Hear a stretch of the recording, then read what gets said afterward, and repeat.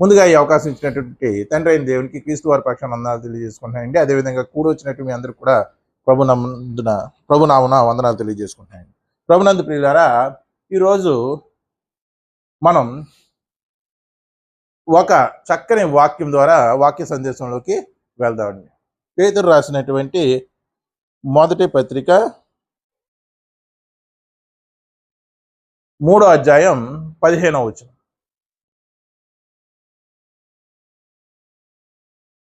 పేతురు రాసినటువంటి మొదటి పత్రిక 3వ అధ్యాయం 15వ వచనం. అందరూ చేయండి. నిర్మలమైనటువంటి మనస్సాక్షి గలవారే అండి. నిర్మలమైనటువంటి ఈ వాక్యం చాలాసార్లు చదివాం కదండి. నిర్మలమైనటువంటి మనస్సాక్షి అంటే ఏంటి? అదే స్వచ్ఛమైన మనస్సాక్షి అంటే ఏంటి? స్వార్థం అది లేకుండా. ఇంకా మన మనస్సాక్షికి నిర్మలత్వం అనేది ఎప్పుడు ఏర్పడుతుంది? ఎప్పుడు ఏర్పడుతుందంటే మన మనస్సాక్షి మన మీద నేరారోపణ చేయకూడదు. దేవుడు కోరుకుంటున్నది అటువంటి మనస్సాక్షి కలిగి ఉండాలని. ఏంటండి? మన మనస్సాక్షి ఏ నేరారోపణ చేయకూడదు. నువ్వు దేవుడు నమ్ముకుంటున్నావు, ఇది చేస్తున్నావేంటి? నువ్వు దేవుడు నమ్ముకుంటున్నావేంటి? అది చేస్తున్నావేంటిని అనేక సార్లు మన మనస్సాక్షి మన మీద నేరారోపణ చేస్తుందా లేదా? మనస్సాక్షిని బట్టి తీర్పు ఉంటుందా లేదా? ఉంటుందా లేదా? ఉంటుంది. అంటే మన మనస్సాక్షి నిర్మలమైంది అవ్వాలంటే మన మనస్సాక్షి మన మీద నేరారోపణ చెయ్యకూడదు. అప్పుడే మన మనస్సాక్షి నిర్మలంగా ఉంటుంది. మనం ఏమనుకుంటామంటే మనస్సాక్షి నిర్మలంగా ఉండడం అంటే ఏమనుకుంటున్నాం? చెడ్డగా ఉండకూడదు అనుకుంటున్నాం. అది కరెక్టే. కాకపోతే ఎప్పుడైతే చెడ్డగా ఉండదో అప్పుడు నేరారోపణ చేస్తుందా? మన మీద చెయ్యదు. ఇప్పుడు అటువంటి నేరారోపణ చెయ్యనటువంటి మనస్సాక్షి కలిగి, నిర్మలమైనటువంటి మనస్సాక్షి కలిగి కలవారే మనకు ఒక నిరీక్షణ ఉంది. ఏంటి ఆ నిరీక్షణ? యేసుక్రీస్తు వారు వస్తారు, మనల్ని తీసుకుని వెళతారు. ఆ నిరీక్షణ గురించి మిమ్మల్ని హేతు అడుగు ప్రతి వానికి చూడండి సాత్వికముతోనూ భయముతోనూ సమాధానం చెప్పుటకు ఎల్లప్పుడూ సిద్ధముగా ఉండి మీ హృదయములందు క్రీస్తుని ప్రభువుగా ప్రతిష్ఠించుడి. ఏమండి? మనల్ని కారణం అడుగుతారంట. మీకు ఒక నిరీక్షణ ఉంది కదా, క్రైస్తవులుగా మీకు ఒక నిరీక్షణ ఉంది కదా, ఆ నిరీక్షణను బట్టి మనల్ని హేతు అడుగుతారంట, కారణం అడుగుతారంట. అటువంటి వారికి మన సమాధానం ఎలా చెప్పాలంట?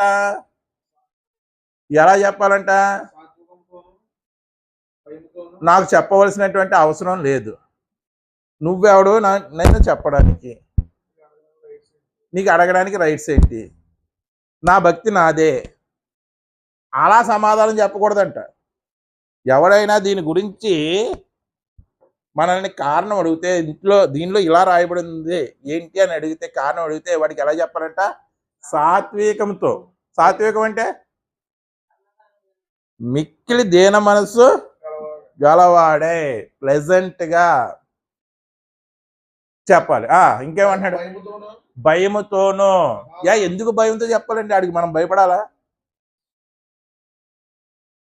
అంటే బైబిల్లో పదాలు విడగొట్టు చదివితే నేనే బైబిల్ అర్థమవుతుందండి. సాత్వికంతో చెప్పమంటున్నాడు, చాలా ప్లెజెంట్గా చెప్పమంటున్నాడు. భయం ఎందుకు భయం? ఆడికి మనం భయపడుతూ చెప్పాలా? ఒకవేళ నేను చెప్పకపోయినా, ఒకవేళ నేను తప్పుగా చెప్పినా వాడు దేవుళ్ళలోకి రాకుండా వెళ్ళిపోతాడు అని సాత్వికంతోనో భయముతోనో సమాధానం చెప్పుటకు ఎల్లప్పుడూ సిద్ధంగా ఉండాలంట. ఎంతమంది ఉన్నారండి? ఇప్పుడు ఎంతమంది ఉంటున్నారండి?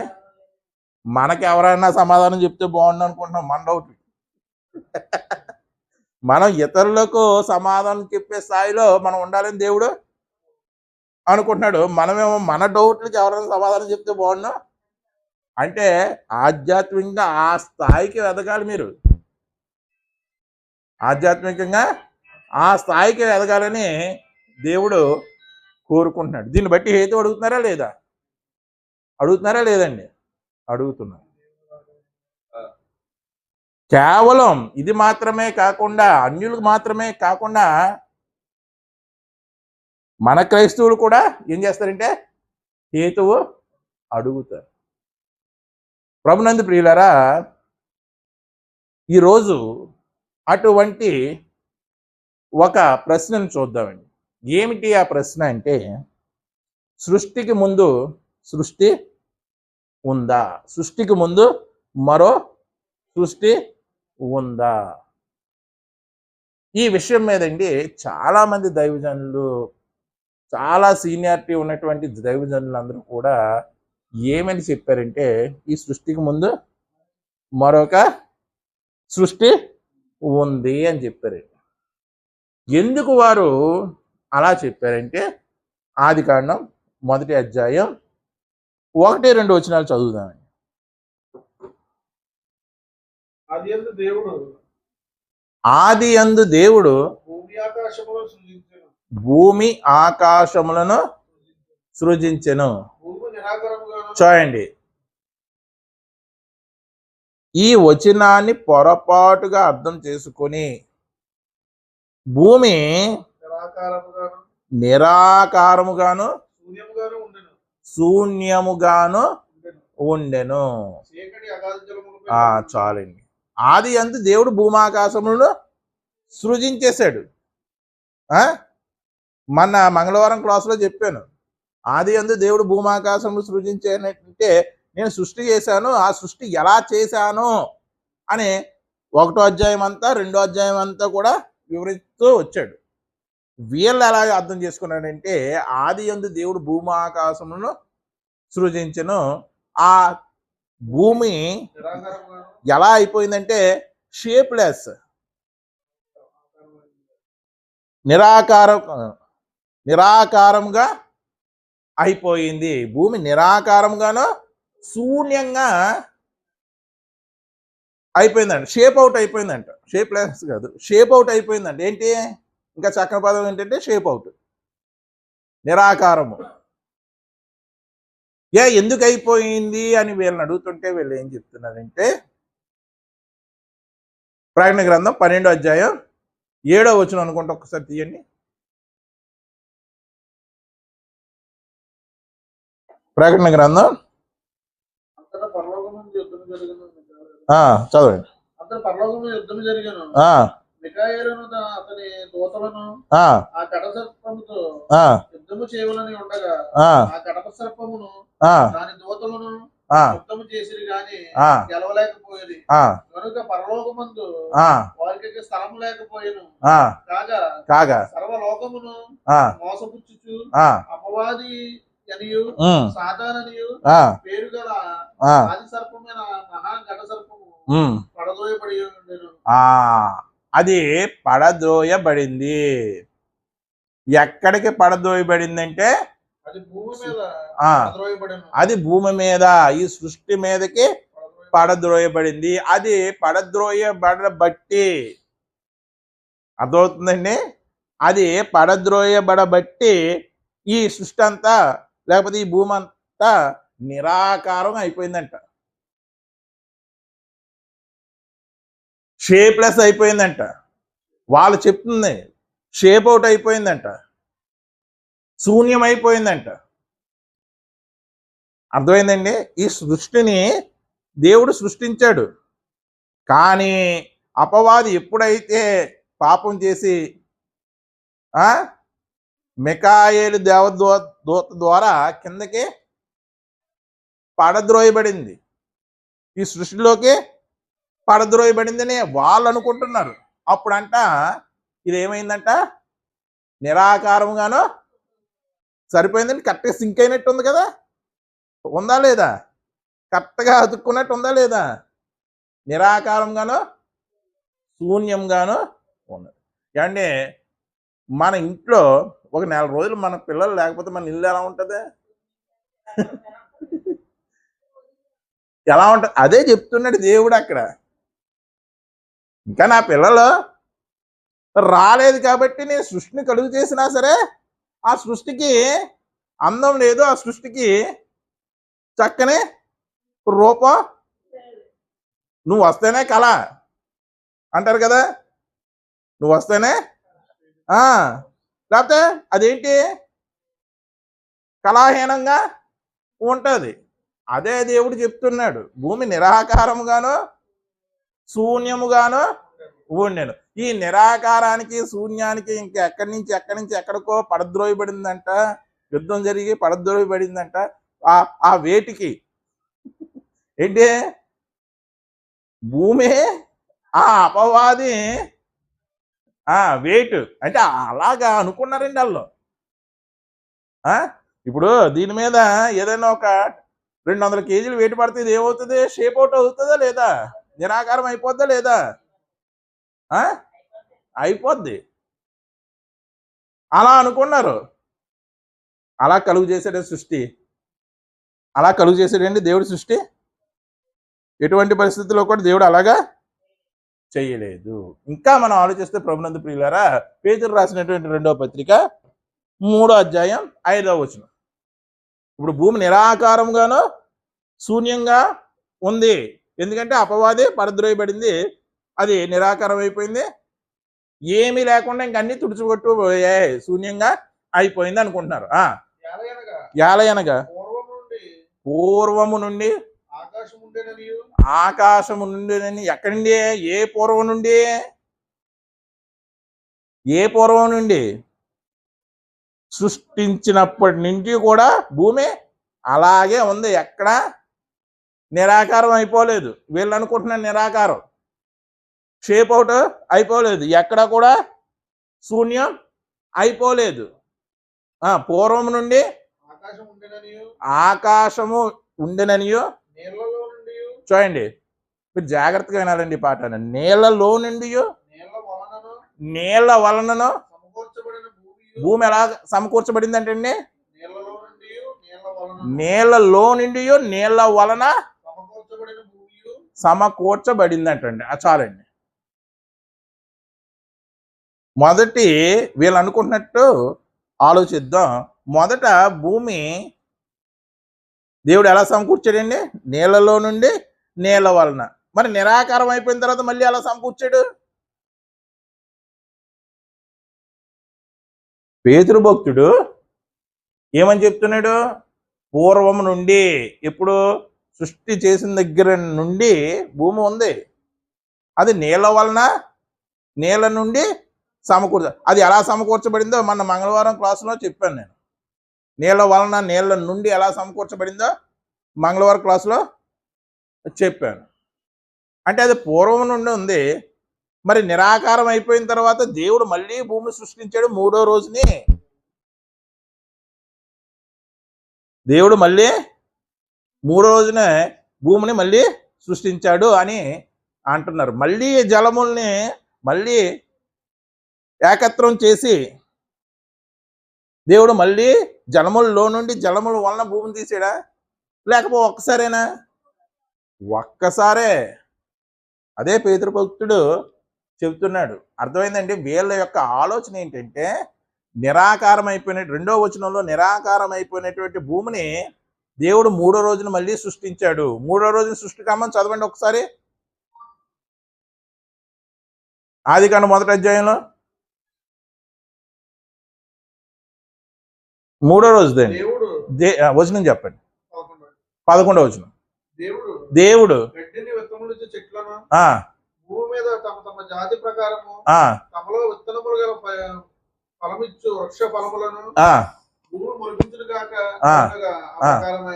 చూడండి, దేవుడు మొదటి రోజున వెలుగును సృష్టించాడండి, 2వ రోజున ఆకాశమును సృష్టించాడు, 3వ రోజున భూమిని, భూమి మీద ఉన్నటువంటి వృక్షాలని. ఇప్పుడు భూమి వృక్షములను మొలిపించును గాక అని పలికాడు. చెట్లు మొలిపించును గాక. విత్తనములు గల విత్తు ముందా చెట్టు ముందా అంటే విత్తే ముందు వాళ్ళు అనుకుంటుంది చెప్తున్నాను. విత్తు లేకుండా చెట్టు లేదు కదా, మరి ఈ చెట్టు డైరెక్ట్గా ఎలా వచ్చేసినాయి? ఇదిగో పూర్వ సృష్టిలో ఉన్నటువంటి విత్తనాలు చెట్లుగా మొలకెత్తేసాయి. అర్థమైందండి? నేను చెప్పింది అర్థమైంది మీకు? దేవుడు భూమి విత్తనంలో గల చెట్లు మొలిపించిన గాక అంటే చెట్టు ఎలా వచ్చేసినాయి అనుకుంటున్నారు? చెట్లే డైరెక్ట్గా రాలేదు. పూర్వ సృష్టిలో అవి నిరాకారం అయిపోయి శూన్యం అయిపోయినాయి. ఆ అవశేషాలు ఇంకా మిగిలి ఉన్నాయి. ఆ అవశేషాల నుంచి పుట్టుకొచ్చేసినాయి అని అంటున్నారు. అంటే దేవుడు చెట్టుని డైరెక్ట్గా పుట్టించలేడా? విత్తనంలో గల చెట్టుని పుట్టించగలడా లేదా? ఇలాగా నిరాకారముగాను శూన్యముగాను అన్న పదానికి వాళ్ళు పొరబడి ఈ సృష్టికి ముందు ఇంకో సృష్టి ఉంది, ఆదాము కంటే ముందు ఇంకా మనుషులు ఉన్నారు అని భ్రమపడుతున్నారు. ఇప్పుడు యేసుక్రీస్తు వారు నియమించబడింది ఏ సృష్టి కోసం చెప్పాలి? నియమించబడ్డారు కదా ఆయన. నియమించబడ్డారా లేదా? చూడండి ఒక్కసారి. ఎఫెసీ పత్రిక కాదు, పేతురు రాసిన మొదటి పత్రిక 1వ అధ్యాయం 20-21 వచనాలు. పేతురు రాసిన మొదటి పత్రిక 1వ అధ్యాయం 20-21 వచనాలు. ఆయన జగత్తు పునాది వేయబడక మునిపే నియమింపబడిన. ఏ జగత్తు పునాది వేయబడక మునుపు నేను అడుగుతున్నాను. ముందు వీళ్ళు అనుకుంటున్నట్టు ముందు భూమాకాశం సృజించబడి నిరాకారంగా శూన్యంగా మారిపోయిన తర్వాత మళ్ళీ వీళ్ళు అనుకుంటున్న ప్రకారం మొదటి రోజు ఆకాశం సృష్టించాడు, రెండో రోజు వెలుగును సృష్టించాడు. మొదటి రోజు వెలుగును సృష్టించాడు, రెండో రోజు ఆకాశం సృష్టించాడు, మూడో రోజు అంటే జగత్తును సృష్టించాడు 6 రోజుల్లో. వీళ్ళు అనుకుంటున్న ప్రకారం చెప్తున్నాను. అంటే ఇప్పుడు ఈయన ఏ జగత్తుకు నియమించబడ్డాడు? ముందు జగత్తుగా లేకపోతే తర్వాత జగత్తుగా? వీళ్ళు అనుకుంటున్నట్టుగా ఆయన ముందు జగత్తుకే కాదు, తర్వాత జగత్తుకు కాదు, ఒకే ఒక్క జగత్తుకు. ఆ జగత్తుకు పునాది వేయబడక ముందు ఆయన నియమింపబడ్డాడు. నియమింపబడిన గాని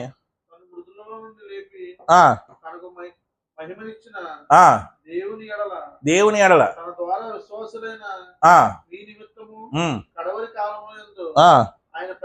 కడవరి కాలమునందు ఆయన ప్రత్యక్ష పరచబడ్డాడు. అంటే ప్రభునందు ప్రియులారా, యేసుక్రీస్తు వారు కూడా మరి ఈ సృష్టికి ముందు మనుషులు ఉంటే వాళ్ళ కోసం కూడా నియమించబడ్డాలి కదా. కానీ ఇక్కడ పేతుడు మహాశయుడు ఏమంటున్నాడు? ఒకే జగత్తు, ఒకే సృష్టి, ఆ జగత్తుకు పునాదులు వేయబడక ముందు నియమింపబడ్డారు. ఎవరు? యేసు వారు అని చెప్తున్నాడు. ఎఫెసీ పత్రిక 1వ అధ్యాయం 4-6 వచనాలు. ఎఫెసీ పత్రిక 1వ అధ్యాయం 4-6 వచనాలు.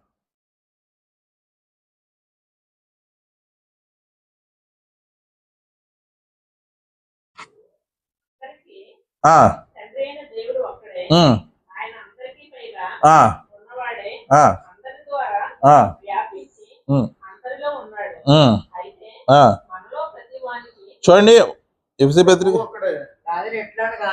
ఎట్లనగా అంటే అది సెల్ ఫోన్లో 4-6 అని ఉంటదండి. మామూలుగా ఈ బైబిల్లో అయితే ఏకండ వచనంగా ఉంటది.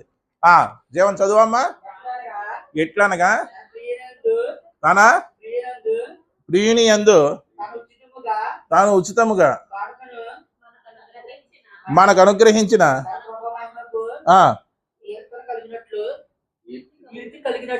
తన కృపా మహిమకు కీర్తి కలిగినట్లు తన చిత్త ప్రకారమైన చెప్పున యేసుక్రీస్తు ద్వారా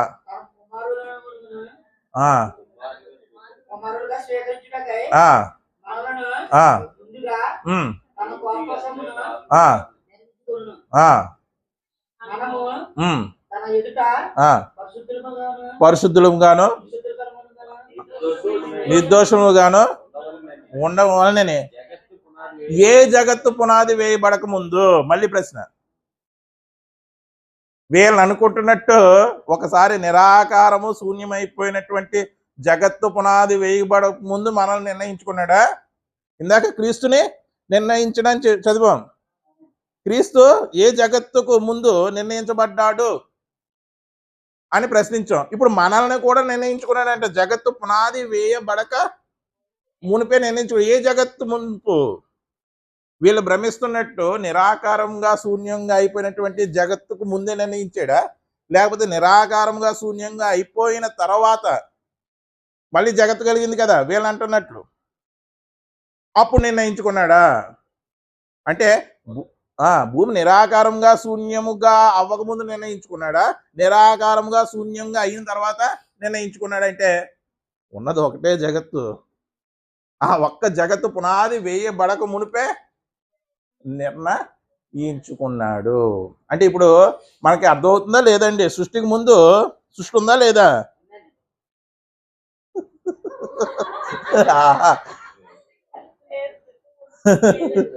సృష్టికి ముందు సృష్టి లేదు. సృష్టికి ముందు ఎటువంటి సృష్టి లేదు. యేసువారు నియమించబడింది ఒక్క జగత్తు గురించే. మనము కూడా నియమించబడింది ఒకే ఒక్క జగత్తు. దేవుడు కూడా సృష్టించింది రెండు జగత్తులు కాదు, ఒకే ఒక్క జగత్తు. యోబు గ్రంథం 9వ అధ్యాయం 6వ వచనం. యోబు గ్రంథం 9వ అధ్యాయం 6వ వచనం.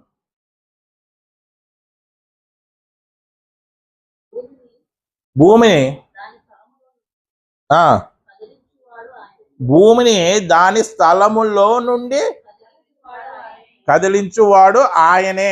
ఆయననా ఇంకెవరన్నా ఉన్నారా? సాతాను కదిలించేసిందా? మరి నిరాకారంగా శూన్యంగా ఎందుకు అయిపోయింది? షేప్ అవుట్ ఎందుకు అయిపోయింది సాతాను పడగానే? ఇప్పుడు షేప్ అవుట్ అయ్యిందంటే ఒక ఆబ్జెక్ట్ ఉంది, ఆ షేప్ అవుట్ అయ్యిందంటే అది స్థాన భ్రంశం కూడా అవుతుందా లేదా? మూవ్ అవుతుంది కదా. అది షేప్ అవుట్ అయ్యే అంత ప్రెజర్ దాని మీద పడిందంటే అది ఖచ్చితంగా కొద్దిగా స్థాన భ్రంశం చెందుతుంది, మూవ్ అవుతుంది. మరి ఇక్కడ ఏమంటున్నాడు? భూమిని దాని స్థలము నుండి కదిలించేవాడు ఆయనేనా సాతానా? మరి సాతానని చెప్తున్నారు. సాతాను పడిపోవడం వల్ల అది షేప్ అవుట్ అయిపోయింది అని చెప్తున్నారు. దాని స్తంభములను అదిరింప చేయువాడు ఆయనే. మొదటి సమూయేలు గ్రంథం 2వ అధ్యాయం 8వ వచనం చదవండి. మొదటి సమూయేలు గ్రంథం 2వ అధ్యాయం 8వ వచనం. దరిద్రులను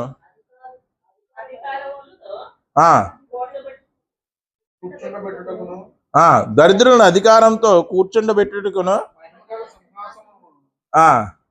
దీంట్లో కూడా ఏఐ వచ్చేస్తే బాగుండండి. ఇలాగ వాయిస్ కమెంట్ ఇవ్వగానే చదివేస్తే ఇంకా గొడవ ఉండదు. మహిమ గల సింహాసనమును స్వతంత్రింప చేయుటకును వారిని మట్టిలో నుండి ఎత్తువాడు ఆయనే. లేమి గలవారిని అదిగో పెంట కుప్పల నుండి లేవనెత్తువాడు ఆయనే. భూమి యొక్క స్తంభములు ఎవరి వశం అంటే దేవుని వశమా అపవాది వశమా? మరి అది మార్చేయగలదండి? దాన్ని షేప్ అవుట్ చేసేయగలదా? దాన్ని శూన్యంగా చేసేయగలదా? దేవుడు వశములో ఉన్నది అలా చేయగలదంటే ఎటువంటి పరిస్థితుల్లో కూడా చేయలేదు. ఎంతో మంది సీనియర్లు చెప్పేశారండి. సృష్టికి పూర్వం ఏముందంట? మరొక సృష్టి ఉందంట. అంటే మనం ఇప్పుడు రెండో సృష్టిలో ఉన్నామంట. బోధకులే మహా సీనియర్లు. యోబు గ్రంథం తీయండి 38వ అధ్యాయం 4వ వచనం.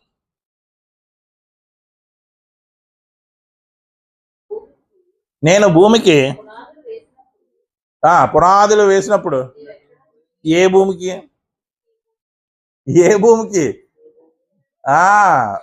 ఏదైతే ఒకే ఒక్క భూమి ఉందో, ఇప్పుడు కొత్త ఆకాశం కొత్త భూమి చేస్తానన్నాడు దేవుడు. అంటే అది ముందే అయిపోయిందా వాళ్ళ ఉద్దేశం ప్రకారం? మరి ముందే అయిపోయినట్టే కదా అది. నేను చెప్తుంది మీకు అర్థం అవుతుందండి. ఒకటి నిరాకారం శూన్యం అయిపోయింది, మళ్ళీ సృష్టి మొదలుపెట్టి మళ్ళీ దాన్ని రీక్రియేషన్ చేసాడు. అంటే అక్కడే కొత్త ఆకాశం అయిపోయినట్టే కదా. అయిపోయిందా నిజంగా? మరి అవ్వలేదు. నేను భూమికి పునాదులు వేసినప్పుడు యోబు నువ్వు ఎక్కడ ఉన్నావు అని అడుగుతున్నాడు. ఎక్కడ ఉన్నావు? ఏ భూమి పునాది వేసినప్పుడు అంటే ఒక్క భూమి, నీళ్ళలో నుండి నీళ్ళ వలన సమకూర్చబడినటువంటి భూమి. అర్థమైందండి? ఇంకా క్లారిటీగా మనం చెప్పుకోవాలంటే పేతురు రాసినటువంటి పత్రిక 2వ పత్రిక 2వ అధ్యాయం 4వ వచనం. దేవదూతలు పాపము చేసినప్పుడు దేవుడు వారిని విడిచిపెట్టక పాతాళ లోకమందలే కటిక చీకటి గల బిలంలోకి త్రోసి తీర్పుకు కావలు ఉంచుటకు వారిని అంటే పాపం చేసినప్పుడు ఎక్కడ త్రోయబడ్డాడు? ఒకసారి వినండి. పాపం చేయబడినప్పుడు ఎక్కడ త్రోయబడ్డాడు? భూమి మీదకి త్రోయబడలేదు, పాతాళంలోకి త్రోయబడ్డాడు. భూమి కింద ఉన్నాడు, పాతాళ లోకంలోకి త్రోయబడ్డాడు. ఇది ఎప్పుడు జరిగిందో తెలియక వచ్చిన కన్ఫ్యూజ్ అయింది. ఆ పరలోకంలో యుద్ధం ఎప్పుడు జరిగిందో తెలియక వచ్చినటువంటి కన్ఫ్యూజ్ ఎప్పుడు జరిగింది? ఆదాము పుట్టక ముందే, జగత్తు పునాది వేయబడక మునిపే జరిగింది. పరలోకంలో యుద్ధం జరిగితే దాన్ని పాతాళంలోకి తోసాడు. ఎవరు? తండ్రి అయినటువంటి దేవుడు. అంటే పాతాళాన్ని దేవుడు ఎవరి కోసం సిద్ధపరిచాడు? మత్తయి సువార్త తీయండి, 25వ అధ్యాయం 41వ వచనం. మత్తయి సువార్త 25వ అధ్యాయం 41వ వచనం. అప్పుడు ఆయన ఎడమ వైపు ఉన్న వారిని చూసి, శపింపబడిన వారులారా నన్ను విడిచి. చూడండి, అపవాదికిని ఇందాకేం చదువుకున్నాం? దేవుడు కటిక పాశములతో బంధించి పాతాళ లోకంలో పడద్రోశాడని చదువుకున్నాం. అపవాదికిని వాని దూతలకును సిద్ధపరచబడిన నిత్యాగ్నిలోనికి. అంటే ఈ పాతాళాన్ని ముందు దేవుడు ఎవరి కోసం, నరకాన్ని ఎవరి కోసం సృష్టించాడు? మళ్ళీ పాతాళం అంటే మొత్తం నరకం కాదండో, అది కూడా మీకు క్లారిటీ ఇచ్చాను. ముల్లోకాల మర్మాలని దాంట్లో క్లారిటీగా చెప్పాను. పాతాళంలో వేదన పడే స్థలం ఉంది, నెమ్మది పొందే స్థలం ఉంది. అంటే ఈ అపవాది వీళ్ళు ఎక్కడికి వెళ్ళిపోయినట్టు? వేదన పడేటువంటి స్థలంలోకి వెళ్ళిపోయినట్టు.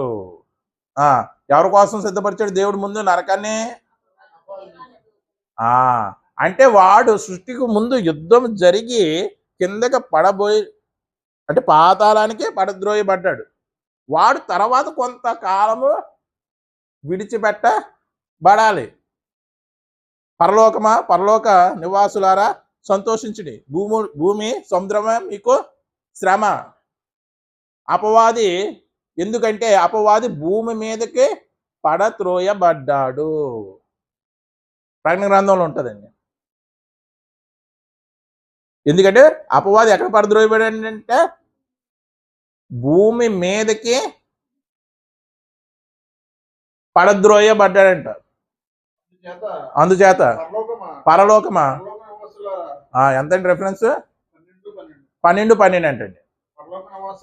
పరలోక నివాసులారా ఉత్సహించుడి, భూమి సముద్రమా మీకు శ్రమ. అపవాది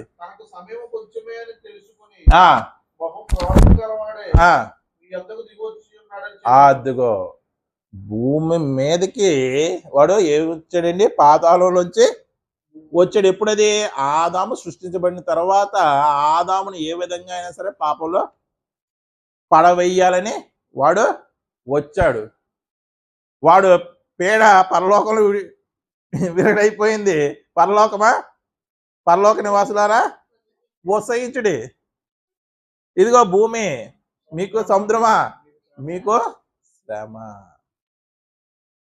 అంటే కొంతకాలము వాడు విడిచిపెట్టబడాలని వ్రాయబడి ఉంది కదండి. ఉన్నంతకాలము వాడు ఎక్కడ ఉన్నాడంటే పాతాళంలో ఉన్నాడు. కొంతకాలము ఇదిగో మనుషుల్ని శోధించడానికి వాడు విడిచిపెట్టబడ్డాడు. ఎప్పుడు వచ్చాడంటే ఆదాము ఏదోను తోటలో ఉన్నప్పుడు, సృష్టించబడినప్పుడు వాడు వచ్చాడు. చూడండి, అందుకే కెరాసేను దేశంలో ఒక శ్మశానంలో ఉన్నవాడికి దయ్యం పట్టి ఉంటుంది. వాడు బహు ఉగ్రుడే. ఎవరి వల్ల కూడా వాడిని నెమ్మది చేయడం వాడి వల్ల అవ్వదు. మత్తయి సువార్త 8వ అధ్యాయం తీయండి ఒకసారి. 8వ అధ్యాయం అనుకుంటా. అప్పుడు యేసుప్రభు అని చూసి వాడు అంటాడు, ఎవరు మీరంటే సేన అంటే, ఇదిగో దేవుని పరిశుద్ధుడా, మమ్మల్ని కాలము ఇంకా సమీపింప మునిపే మమ్మల్ని శోధింప వచ్చితివా అని ఉంటుంది. చూడండి అక్కడ వచ్చిన చెప్పండి. 29 అంటే వారు ఇదిగో దేవుని కుమారుడా. ఎవరు వారు?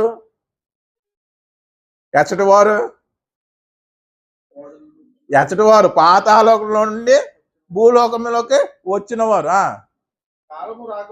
కాలము రాకమునిపే అదిగో మమ్మల్ని నువ్వు శిక్షించేటువంటి, నరకాగ్ని శిక్షించేటువంటి కాలం ఒకటి ఉంది. ఆ కాలము రాకమునిపే అదిగోండి. అంటే వాడు కొంతకాలం విడిచిపెట్టబడిన వాళ్ళను, కొంతకాలం భూజనులను వాడు ఏం చేస్తాడంటే శోధిస్తుంది. ఆ తర్వాత వాడు నిత్యాగ్నికి వెళ్ళిపోతాడు. అందే అడుగుతున్నారు అక్కడ. కాలం ఇంకా రాలేదు కదా, నిత్యాగ్నికి వెళ్ళిపోయేటువంటి కాలం. అపవాది తనకు సమయం కొంచెమేనని ఎరిగి బహు క్రోధము కలిగి గర్జించు సింహం వలె ఎవరిని మిరుగుందిరా అని, అంటే అపవాది కాలము నెరిగింది. ఇక్కడ కూడా అదే కనబడుతుంది. దాని సమయం దానికి ఖచ్చితంగా తెలుసు. అంటే అది భూమి మీద పడడం అంటే మనుషుల్ని శోధించడానికి, మనుషుల్ని స్వర్గానికి పరలోకానికి వెళ్ళనివ్వకుండా చెయ్యాలనే ఉద్దేశంతో అది భూమి మీదకి వచ్చింది. పడద్రోయబడిందంటే ఇలాగా పట్టుకొని గెంటేసినట్టు, మెడపెట్టి గెంటేసినట్టు అనుకొని ఆ ఫోర్స్కి భూమి నిరాకారం అయిపోయిందని, ఆ ఫోర్స్కి శూన్యం అయిపోయిందని చెప్తున్నారండి. మరి ఎంతవరకు నిజమో ఆలోచించండి. యెషయా గ్రంథం ముగించేస్తానండి. యెషయా గ్రంథం 45వ అధ్యాయం 18వ వచనం చూడండి. మనకి కళ్ళు చెదిరిపోయే మాట ఉంటుంది అక్కడ. 45:18 ఆకాశములకు యెహోవాయే దేవుడు. ఆకాశం ఉందా? ఆకాశములు ఉన్నాయా? ఏంటండి? ఆకాశమే ఒకటే ఉందా? ఆకాశములు ఉన్నాయి.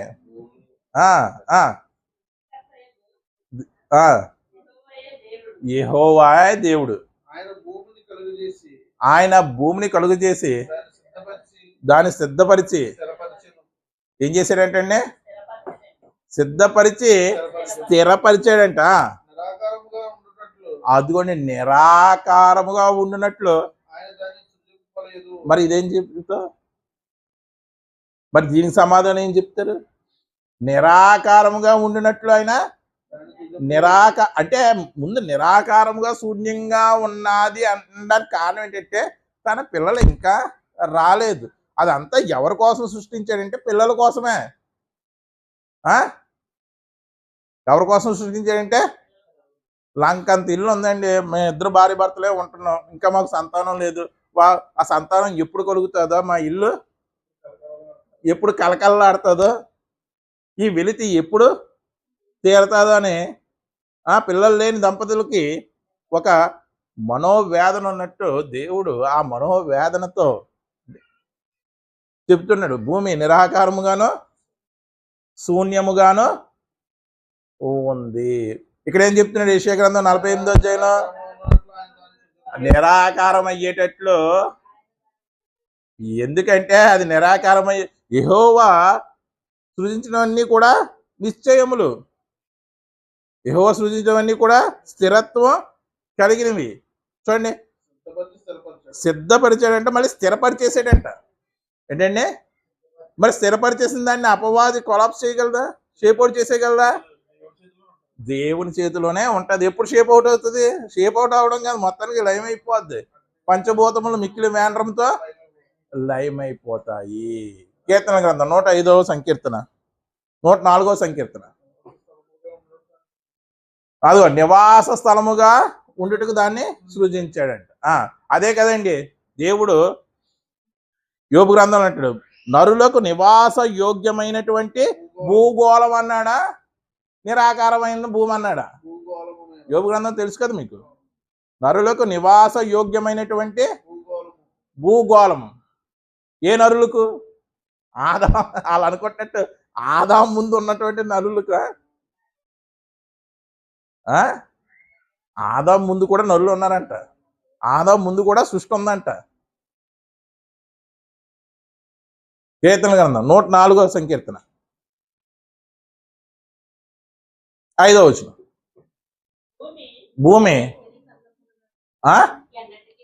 భూమి ఎన్నటికీ కదలకున్నట్లు ఆయన, అద్దుకోండి, దాన్ని పునాదుల మీద స్థిరపరిచాను. ఇది చదువుకున్న వెంటనే ఏమనేసారంటే, భూమి కదులుతుందా లేదా? కదులుతుందా లేదా? కదులుతుంది కదా, కదలబట్టే మనకి రోజు ఏర్పడుతుంది, విశ్వం తిరుగుతుంది. మరి కదలకుండా దాన్ని పునాదుల మీద స్థిరపరిచేశాను అని రాయించాడేంటి దేవుడు? ఇదో బైబిల్ తప్పు. బైబిల్ సైన్స్కి విరుద్ధం.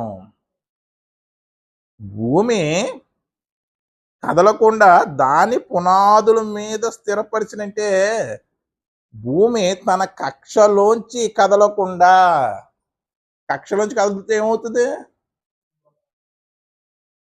ఏమవుతుంది? మొత్తం కొలాప్స్ అయిపోతుంది.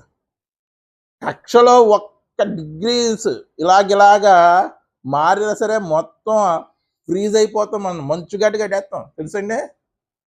తన కక్షలోంచి కొద్దిగా బయటకు వచ్చినా సరే ఏమవుతుందంటే మొత్తం భూమి అంతా కూడా మంచుగడ్డ అయిపోద్దండి. అంటే ఇప్పుడు చదవండి, భూమిని కదలకుండా, ఎన్నటికీ కదలకున్నట్లు ఆయన, ఏంటి భూమికున్న పునాది? ఏమిటి భూమికి ఉన్నటువంటి? అడిగాడు కదా, నేను భూమికి పునాదులు వేసినప్పుడు నీవు ఎక్కడ ఉన్నావు? భూమికి ఉన్న పునాది ఏంటండి? వేలాడుతుంది శూన్యంలో, దానికి పునాది ఏంటి? దేవుడు మహాకర్షణ శక్తి. దేవుడు మహాకర్షణ శక్తి. దేవుడి యొక్క ఆకర్షణ వలనే, ఆ ఆకర్షణ శక్తి చదువుకున్నాం కదా ఫిజిక్స్ లో, గ్రావిటేషన్. ఆ ఆకర్షణ శక్తే పునాది. దాని పునాది మీద వేలాడు తీస్తూ దాని కక్షలోనే దాన్ని తిప్పుతున్నాడు. అర్థమైందండి? పునాది మీద స్థిరపరచడం అంటే అలాగే మన ఇల్లు, మనకి ఏంటంటే భౌతికమైనటువంటి ఆలోచనలు పునాదుల మీద స్థిరపరచడం అంటే, మరి ఇప్పుడు పునాదులు కూడా లేపేస్తున్నారు జాకీలు ఎక్కి, వేరే చోట పెట్టేస్తున్నారు ఇల్లు. అంటే దాని అర్థం ఏంటి? మళ్ళీ ఒకసారి చదవండి. భూమి ఎన్నటికీ కదలకున్నట్లు, ఎన్నటికీ దానికి కక్షలోంచి బయటికి రాకున్నట్లు ఆ గురుత్వాకర్షణ శక్తి అనే పునాదుల మీద, ఇందాక సమూయేలు మొదటి గ్రంథంలో స్తంభములు అన్నాం కదా, ఆ స్తంభములు కూడా ఏంటి? గురుత్వాకర్షణ శక్తే, ఆకర్షణ శక్తే, దేవుని శక్తి. శూన్యంలో భూమిని ఆయన ఏం ఉందా లేదా? వేలాడ తీశాడు. అగాధ జలంని వస్త్రముగా పరిచాడు. అంటే ఇప్పుడు పునాదినే కొలాప్స్ అయిపోయినాయా? భూమి కదిలిపోయిందంటే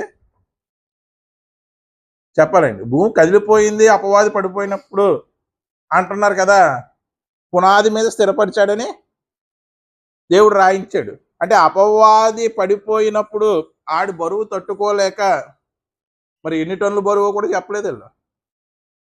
చెప్పారా? పునాది వీక్ అయిపోయిందా?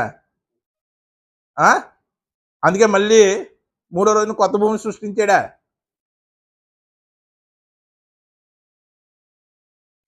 ఇలా చెప్పేశారండి. సృష్టికి ముందు ఇంకో సృష్టి ఉందండి. అది అన్నటికీ కూడా అవాస్తవం. బైబిల్ ప్రకారం దాన్ని ఎటువంటి పరిస్థితుల్లో కూడా నిరూపించలేదు. ఇది అంతా చెప్పుకున్నామండి. ఒక్క మాటతో దీన్ని చెప్పేసుకొచ్చండి ఈజీగా. ఒకే ఒక్క మాట. ఆ ఒక్క మాట చెప్పి ముగించేస్తాను. రోమాపత్రిక ఎంత చెప్పుకున్నాం కదా మనం స్టోరీ. 4వ అధ్యాయం 17వ వచనం. రోమాపత్రిక 4వ అధ్యాయం 17వ వచనం. తాను విశ్వసించినటువంటి దేవుని ఎదుట అదగా మృతులను సజీవులుగాను చేయువాడును. చూడండి, బాగా గమనించండి. లేని వాటిని ఉన్నట్టుగానే పిలుచువాడైనా, అంటే లేని వాటిని ఉన్నట్టుగా పిలిచాడు, ఉన్న వాటినే ఉన్నట్టుగా మళ్ళీ పిలిచాడా? మొదట సృష్టి చేసినప్పుడు వెలుగు కలిగిన గాక అంటే అప్పటికి వెలుగు లేదు, లేని వాటిని ఉన్నట్టుగానే పిలిచాడు. ఆకాశం కలుగును గాక అంటే పూర్వ సృష్టిలో ఆకాశం కాదు, అది లేదు, లేని వాటిని ఉన్నట్టుగానే పిలిచాడు. భూమి కలుగును గాక అంటే లేని భూమిని ఉన్నట్టుగా పిలిచాడు, ఉన్న భూమినే మళ్ళీ ఏం చేశాడు? డిజైన్ చేశాడు కొత్తగా. లేని దేవుడి యొక్క స్వభావం అంటే లేని వాటిని ఉన్నట్టుగా పిలిచేటువంటి స్వభావం. అంటే ఈ ఒక్క వచనంతో కూడా చెప్పేచ్చా లేదా? ఈ ఒక్క వచనంతో కూడా చెప్పేచ్చా లేదా? సృష్టికి ముందు సృష్టి లేదు, లేని వాటినే ఉన్నట్టుగా పిలుచువాడైనటువంటి దేవుని ఎదుట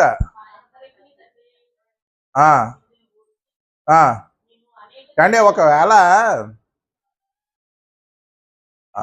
మరి ఆదాము కూడా దేవుని ప్రణాళికలో ఉండాలి కదా, ఉన్నాడు కదా, ఉన్నాడా లేదా? మరి ఆదామును కూడా లేని వాడిని ఉన్నట్టుగా పిలిచాడా, లేకపోతే ఉన్నవాడిని ఉన్నట్టుగా పిలిచాడా?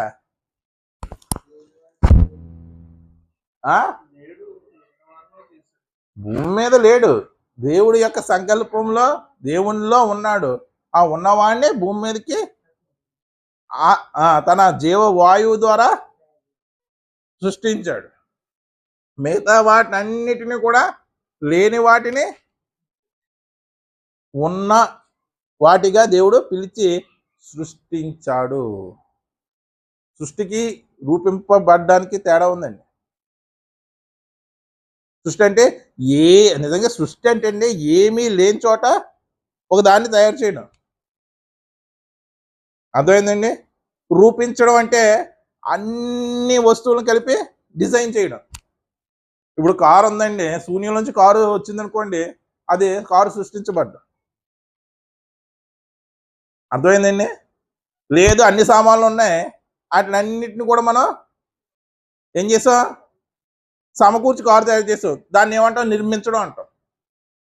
ఇప్పుడు ఇంటిని ఇంకా బాగా చెప్తాను. ఇంటిని సృష్టిస్తావా నిర్మిస్తావా? ఇంటి నిర్మాణం అంటారా, ఇంటి సృష్టి అంటారా? నిర్మాణం అంటే మన శక్తి ఏంటంటే దేవుడు పదార్థం ఎత్తే ఆ పదార్థంతో నిర్మించుకుంటాం. పదార్థాన్ని లేని పదార్థాన్ని ఉన్నట్టుగా పిలిచేవాడు ఆయన. అంటే ఇప్పుడు సృష్టికి నిర్మాణానికి తేడా తెలిసింది కదండి. అంటే ఉన్నదాన్ని, అంటే నిరాకారంగా శూన్యంగా అయిపోయి ఉన్నదాన్ని మళ్ళీ ఆయన కొత్తగా డిజైన్ చేసాడంటే అది సృష్టి అంటారా, నిర్మాణం అంటారా? చెప్పాలండి. మీకు అర్థమైందో లేదో పాఠం. సృష్టి అంటారా, నిర్మాణం అంటారా? అంటే నిర్మాణమే అంటారు. మరి దేవుడు 6 రోజులు సృష్టి అని రాయించాడు. సృష్టి అంటే లేని వాటిని ఉన్నట్టుగానే సృష్టించాడు. కాబట్టి ప్రభునందు ప్రియులారా, ఈ సృష్టికి ముందు ఇటువంటి మరో సృష్టి లేదు. గ్రంథాలు రాస్తారండి దీని మీద. ఏంటి? గ్రంథాలు రాసి మొన్నే మంగళవారం చక్కగా ఆదికాండం సృష్టి 6 రోజుల యొక్క సృష్టి గురించి చక్కగా చెప్పుకున్నాం. దానికి కొనసాగింపుగా ఇంకా బాగా అర్థమవుతుందని ఈరోజు ఈ పాట చెప్పాను. అందరికీ అర్థమైంది అనుకుంటున్నాను. మరి అర్థమైందో అర్థమైపోయిందో దేవుడికే ఎరుక. ప్రార్థన చేసుకున్నాను.